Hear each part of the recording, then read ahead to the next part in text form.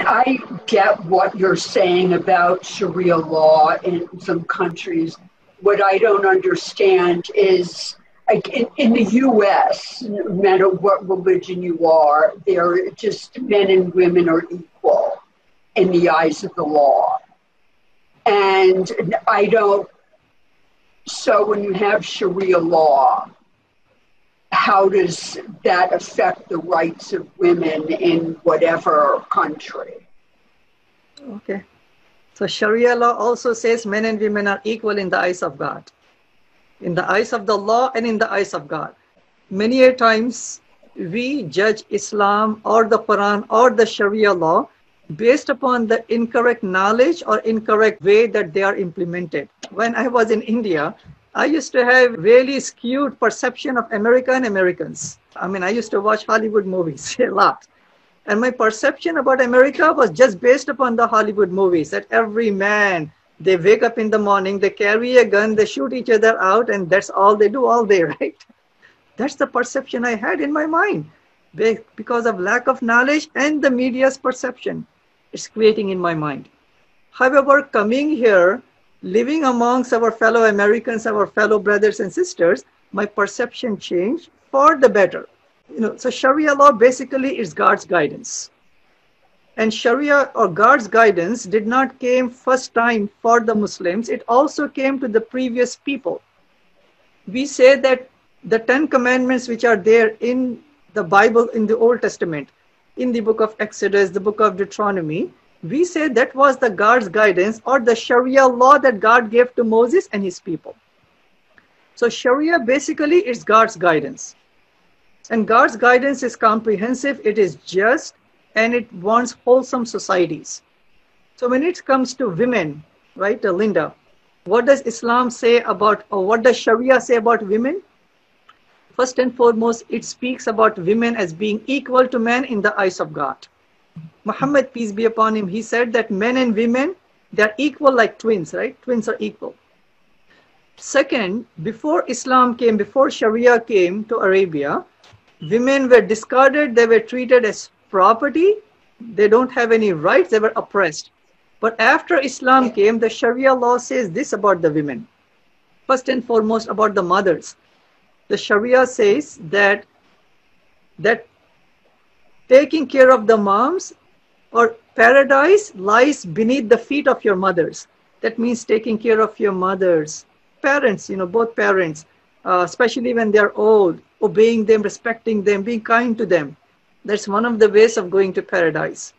When it comes to the wives, the Sharia law says to the Muslim males, to me and to Brother Kashif and others, that the best amongst you is the one who is the best towards your wife. That's Sharia law, Linda.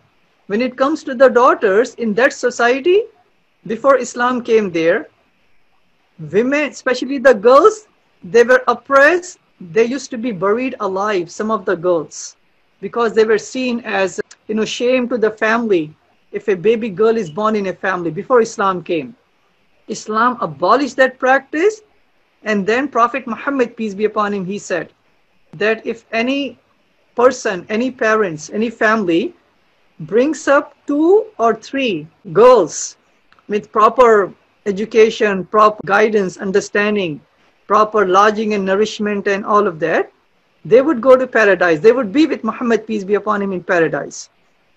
When it comes to the rights of women, they have the right to gain education. Not only it's an option, they have the right to gain education.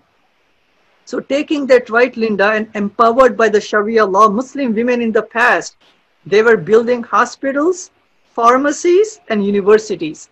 In fact, the oldest continuous university in the history of humanity, it was built by a Muslim lady. Her name was Fatima Al-Fari. She was empowered by the Sharia law. So if you want to go and find this out on the Guinness Book of World Records website, the oldest continuous university, you will find the name of a Muslim lady, right, wearing the hijab.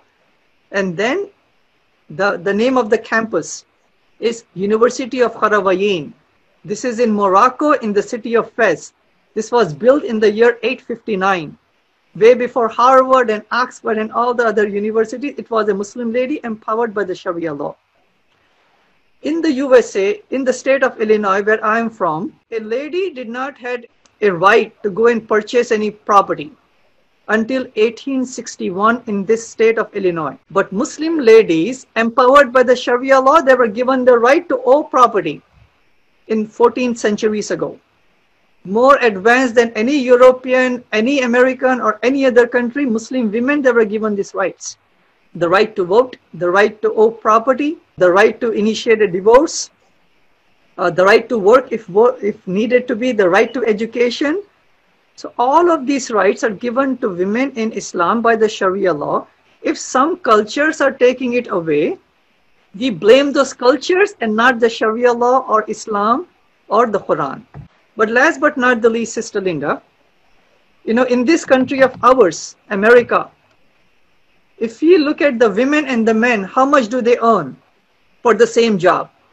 For $1 a man makes, for the same job, same qualification, same experience, a lady makes only, a white lady, right? Not all the lady. A white lady, she only makes 70 cents. A Hispanic lady, about 56 cents. An African American lady, she earns only 48 cents for every dollar a white man makes. Even though the law says equal policy for both males and females. But on the ground, the disparity is there. So I don't judge the Constitution of the USA by the disparity on the ground. In the same way, it is not fair to judge Sharia or Islam or the Quran based upon the cultural practices of some Muslim countries.